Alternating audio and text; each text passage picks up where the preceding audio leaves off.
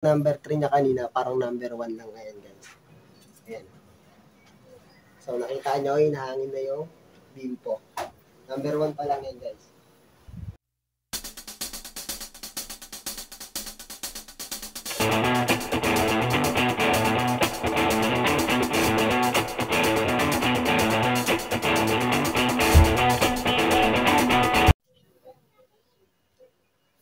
Hello guys, ayan, meron ako dito electric fan. Ganito rin na ba yung electric fan nyo? Problema is mahina na yung hangin, no? So, tuturo ko sa inyo kung paano yung solusyon. Mahinang hangin, mahirap umikot. Yung pagsaksak nyo, mahina yung yung halos ayaw umikot, di ba? Ito naman, okay naman siya. Umikot naman, kaya lang mahina yung hangin. So, papakita ko sa inyo.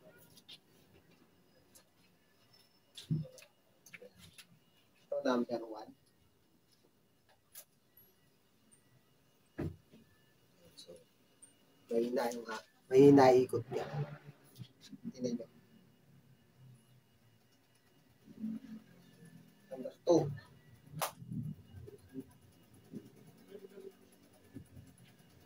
Number 3. So, ayan. Todo na yan. Number 3, no? So, may inani electric fan. So, papalitan natin siya ng capacitor para lumakas ulit. So, guys, tara. Palitan natin, guys. So, ayan, guys. Buksan natin.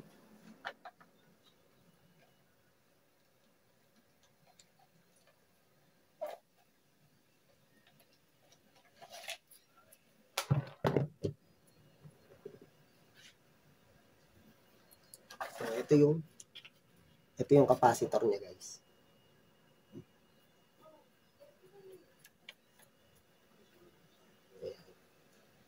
Ayan. Tingnan niyo. So, 1.5 UF siya. So, palitan natin siya ng 1.5 din, no, guys, na bago.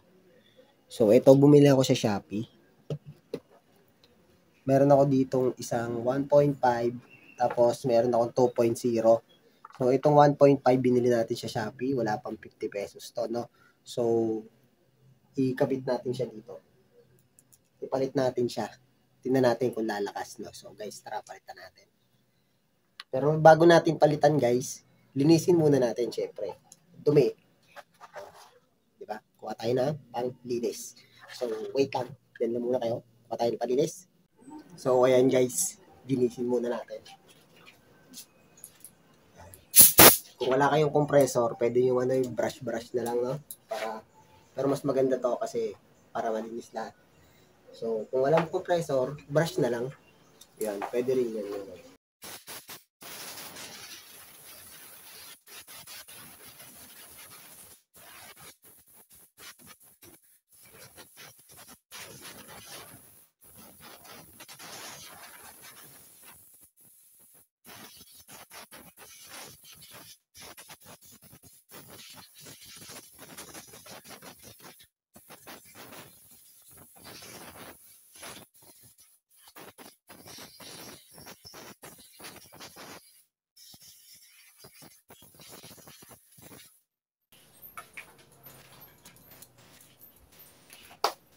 So, ayan guys, malinis na siya. So, ayan, syempre, baklasin na natin tong capacitor. Bago kayo magbaklas dito, dapat naka-unplug. Dapat naka-unplug yung natin guys. Yung plug. Naka-unplug yung saksakan natin ng electric fan, no? At baka kayo ay matigok kapag di nyo siya in-unplug.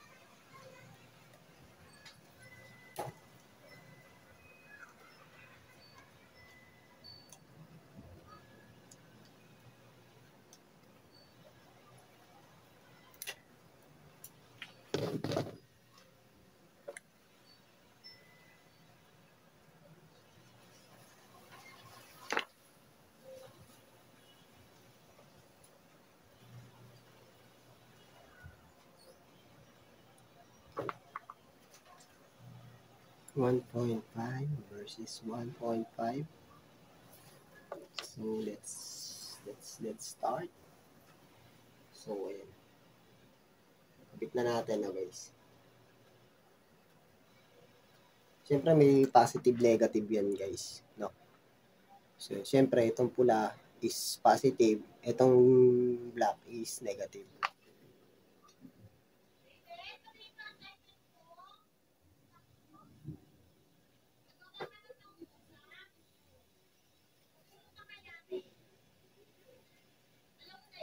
Subukan muna natin, no? Ayan, so kinabit ko muna siya, hindi ko pa siya pinix. Subukan lang muna natin kung may magbabago.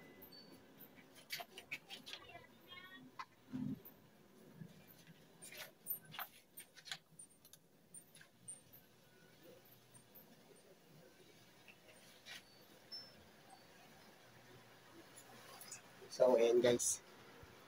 Nagbago yung takbo niya. Number 1 pa lang yan, pero malakas na. Harap natin sa inyo.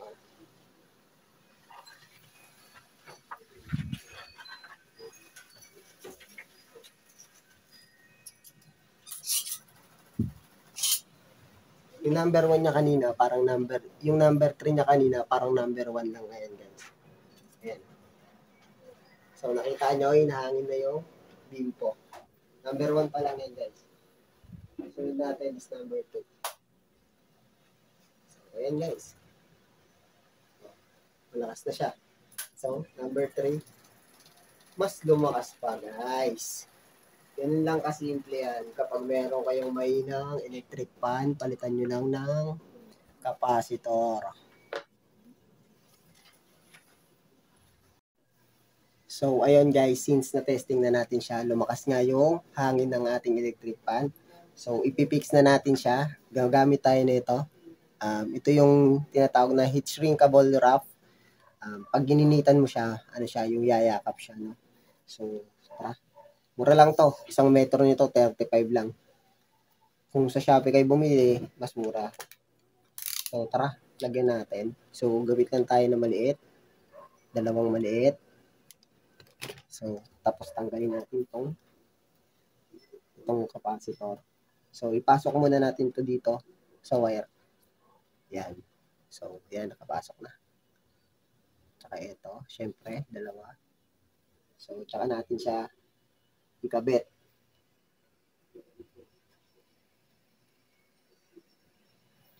Para safe yung ating mga wirings na. So, guys.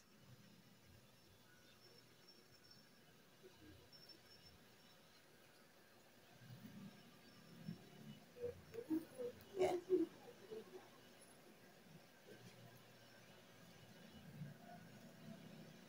Yan guys, tingnan nyo guys.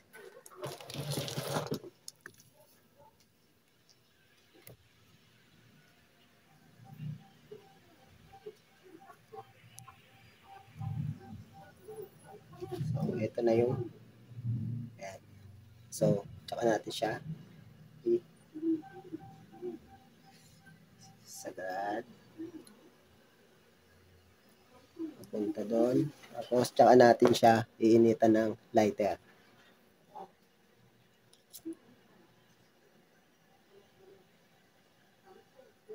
Kung wala kayong heat shrinkable wrap, pwede rin yung electrical tape, guys. Pero para sa akin, mas maganda tong heat shrinkable wrap na, guys. Kasi napaka-ano niya. Mas maganda siyang tingnan, hindi madumi, at hindi mababaklas. No?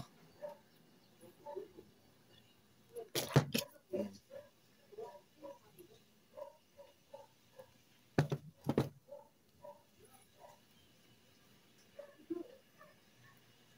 Ayan, guys.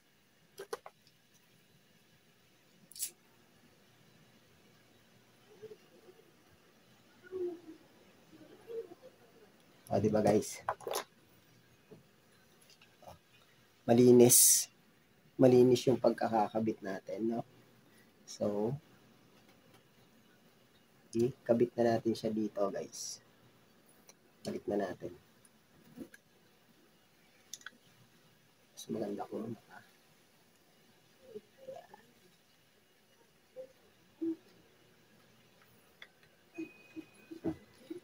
Okay, so kabit na natin siya.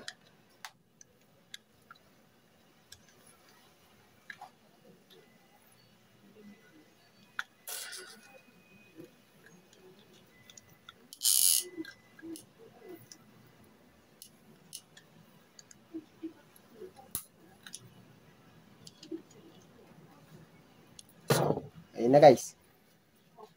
Testing ulit natin.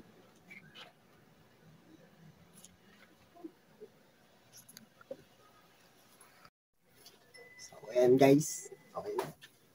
Malinis na. Testing ulit natin guys.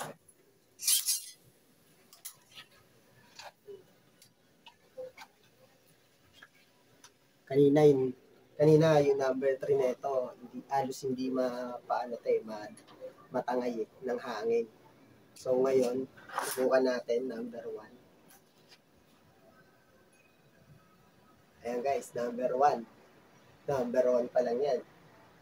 And then, ito yung number 2. Mas lumakas. Siyempre, number 3, guys. Okay na yung electric fan. Magagamit na ulit. So, ganun lang guys, no? Ayan. Bili lang kayo sa Shopee ng capacitor. Murang-mura lang to. Wala pang 50 pesos sa Shopee. Papakinabangan nyo na muli ang inyong lumang electric fan, no, guys. So, ayun lang. Ayan. Sana nakatulong ako sa inyo, no, guys. Siyempre, linisin natin ito ng gusto para mas lumakas pa yung yung ikot. So, lagyan natin ng grasa yung bushing nitong LC. Itong motor para mas lumakas pa siya, no?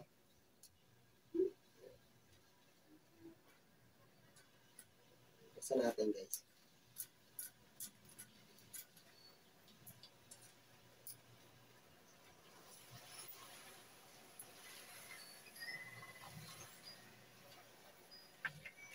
Alam niyo guys, kung sira naman yung yung LC, kung gusto niyo yung mas magaang, tapos banana type, papawisan ako guys. Order lang kayo sa Shopee guys. Kasi lahat na nasa Shopee na, no, guys. So, hindi nyo na kailangan maghanap kung saan-saan. Click nyo lang po yung apps nyo ng Shopee, then check out. Then, wait nyo lang ilang araw, nandiyan na yung item. So, pwedeng, huwag na yung magkayong mga ambano kung may siraman na dumating sa inyo. Pwede nyo naman siyang i-return, refund. Basta videoan nyo lang yung pagbubukas nyo ng item para mayroon kayong proof. Mababalik naman yung pera nyo. Guys. So, ayun. Shopee, Becky naman. Shopee. So, ayun, shout out Shopee, no? Kay Jose Mariciano. Yan, sing ka na dahil bare months na. So, ayun ta. Paklasin natin. Linisin natin ito guys. Para mas lumakas pa electric pa natin ang gusto.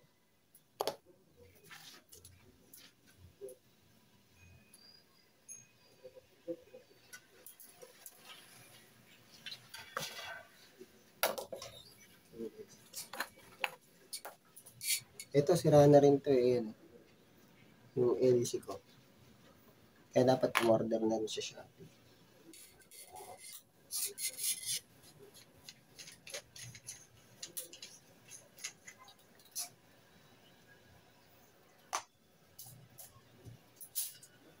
So, guys. Madumi na. Madumi yung loob. Ayan. Ayan, dapat linisin natin yan, guys.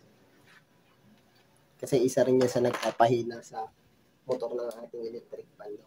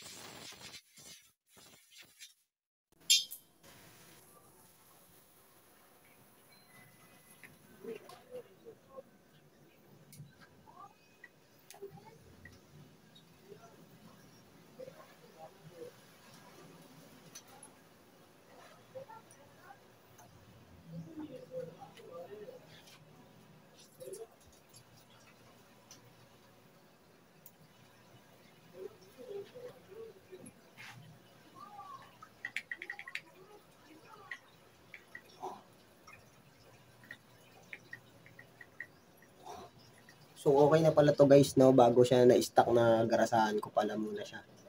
So, ayun, maganda yung ano niya, yung play. Yung play ng motor niya, no? Kaya, so, ayun guys, hanggang dito na lang, no? Sana nakatulong yung video ko na to para sa mga merong mga lumang electric fan, no guys? So, ayun. Ayan. Siyempre, huwag nyo kalimutan mag-subscribe sa channel natin, guys, no? Ayan. At i-ano nyo na rin, i-click nyo na rin yung notification bell. Ayan, para updated kayo sa mga bago kong video. Baka makatulong yung mga bagong video ko sa inyo, no guys? So, ayan, maraming salamat. Hanggang dito na lang.